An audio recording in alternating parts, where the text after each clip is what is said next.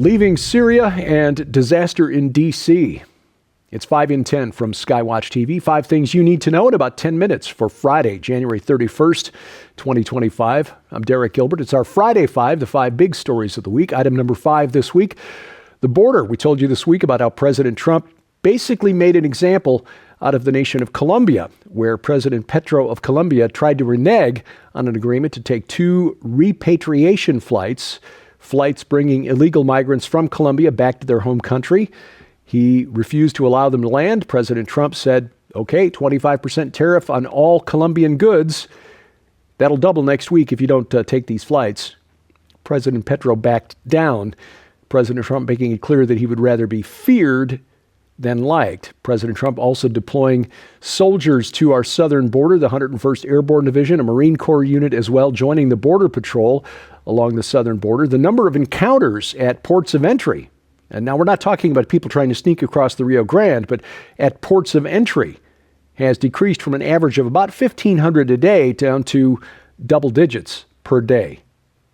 This is also indicative of the fact that some are beginning to self-deport rather than face the prospect of being sent home on a military aircraft in handcuffs. Immigrations and Customs Enforcement launched nationwide large-scale raids targeting criminal illegal aliens this week, many of them being rounded up. I told you about the raid in Denver early Sunday morning where members of Tren de Aragua were arrested and are being sent back to Venezuela. This begs the question, if we know where these guys are, and if we've known where they are, why were they allowed to stay? Democrats are watching their worst nightmare unfolding before them, where their future voters are being sent out of the country. Homeland Security Secretary Kristi Noem, formerly governor of South Dakota, said Wednesday the Trump administration is going to cancel funding to non-governmental organizations, NGOs, that facilitate illegal immigration. And many of these are connected to Christian denominations here in the U.S. Quote, many of these NGOs actually have infrastructure and operations set up in Mexico and are telling those illegal immigrants to come to them and they will get them across the border, end quote. Secretary Noem describing these NGOs as a shadow government.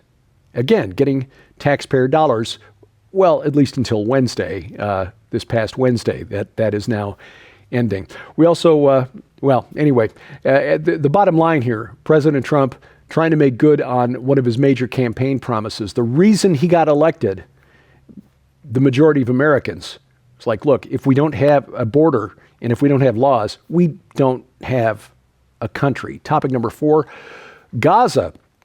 Another group of hostages freed in the latest round of the Hamas-Israel ceasefire deal yesterday, Thursday, including 3 Israelis and 5 workers from Thailand who were working on farms in southern Israel when they were captured on October 7th by Hamas and taken hostage.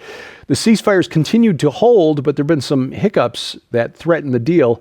Israeli leaders were furious that hostages were transferred by Hamas and essentially made to walk through a gauntlet of people who were crushing in on the hostages as they were being released. For example, 20-year-old female soldier Agam Berger, you see in the screen cap behind me, freed in a sort of ceremony in front of a crowd in the Jabalia refugee camp, complete with propaganda banners. The other 7 freed separately in the city of Khan Yunis, with the crowds rushing in to catch a glimpse. It became dangerous to the point where people may have been injured, or there was the risk of people being injured, including the hostages, as people crowded in.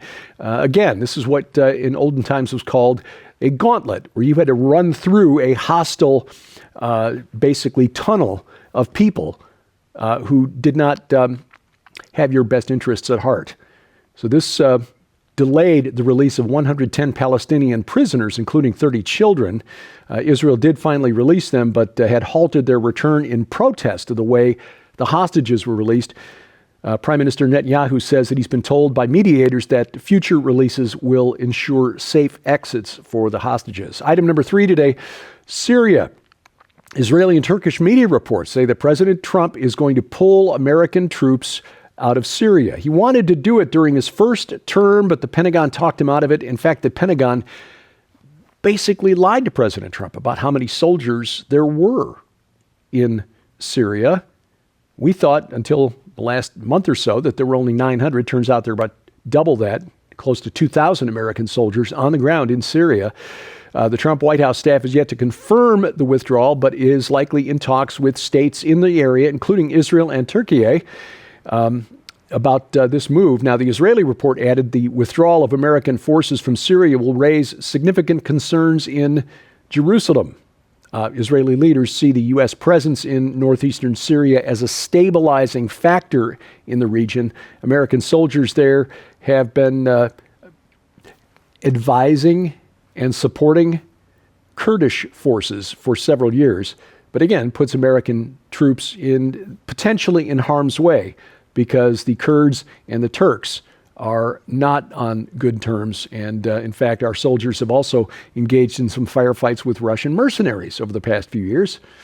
Frankly, there was really no American foreign policy objective to our forces being in Syria other than blocking the potential natural gas pipeline from Iran through Syria and then on to Europe. Meanwhile, Abu Muhammad al-Jilani, who's now reverted to his birth name, which is Ahmad al-Sharaa, declared himself the president of Syria. This was earlier this week. He claims that this will be for an unspecified transitional period. These unspecified transitional periods have a way of stretching out for years and years. He confirmed that this cancels the 2012 constitution agreed to by the people of Syria, or the government of Syria at the time. Also, the dissolution of the former government's parliament, the army, and the security agencies. In other words, Damascus is now in control of a group that is essentially Al-Qaeda in suits. Israel keeping a very close eye on that. Item number 2, the air disaster in Washington, D.C. You know by now, of course, that the tragic incident that took place a few nights ago with an American Airlines jet trying to land at Reagan National Airport, colliding with an Army Black Hawk helicopter on a training mission over the Potomac River, both crashing into the Potomac, that American Airlines flight just 300 feet from the end of the runway at Reagan. But we now know that another plane trying to land at Ronald Reagan National Airport almost crashed into a helicopter on Tuesday night, the night before the deadly crash. Republic Airways Flight 4514 had to abort its first landing attempt Tuesday night after air traffic control warned that a helicopter was in the vicinity. Of course, Wednesday night, the American Airlines craft did collide with the Black Hawk helicopter on the training mission. All 64 people dead on the plane, 3 people on the helicopter presumed to be dead. Tragic incident. We also know from another report that their one air traffic controller, was essentially working 2 positions that night in the tower, looking at the helicopter traffic in the area and the incoming flights. Now, according to the report, this is not unusual, but at that time of day, it would have been unusual. One air traffic controller trying to keep an eye on 2 separate screens and direct traffic did notify the helicopter that a plane was coming in, but did not give the helicopter any instructions on which direction to turn to avoid the crash. There have been a number of theories that have been proposed as to why this happened. I think the most logical explanation, Occam's razor, the simplest explanation is the one that makes the most sense. Human error at one of America's busiest, if not the busiest, airport in the country for commercial air traffic resulted in this tragic loss of life. And things need to be changed there at that airport. Coming up, apparently young people, Gen Z to be specific, can't cook. I mean, seriously, cannot cook. That's ahead on 5 and 10. You can support the ministry of Skywatch TV and our continued efforts to share the gospel of Jesus Christ throughout the 4 corners of the world and receive your very own copy of this incredible masterpiece when you order The World Before the Flood special offer. Not only does this incredible opportunity include Rick Renner's new book, fallen angels, giants, monsters, and the world before the flood, how the events of Noah's Ark and the flood are relevant to the end of the age. But it also includes the best-selling book, Giants, Gods, and Dragons, Exposing the Fallen Realm and the Plot to Ignite the Final War of the Ages by Derek and Sharon Gilbert with companion DVD. This incredible book and DVD set reveals the actual identities of the four horsemen of the apocalypse, the identity of Nimrod, and the true location of Babel. Why the wild beasts that accompany the deadly rider on the pale horse might actually be disease-causing viruses, and so much more. Sold separately, these items hold a retail value of nearly $100. Yours now for your donation of only $45, which includes free shipping to all U.S. orders. So don't delay. You can support the ministry of Skywatch TV and help us continue spreading the gospel of Jesus Christ right now by scanning the QR code on your screen using the camera app on your phone for instant access to this special opportunity.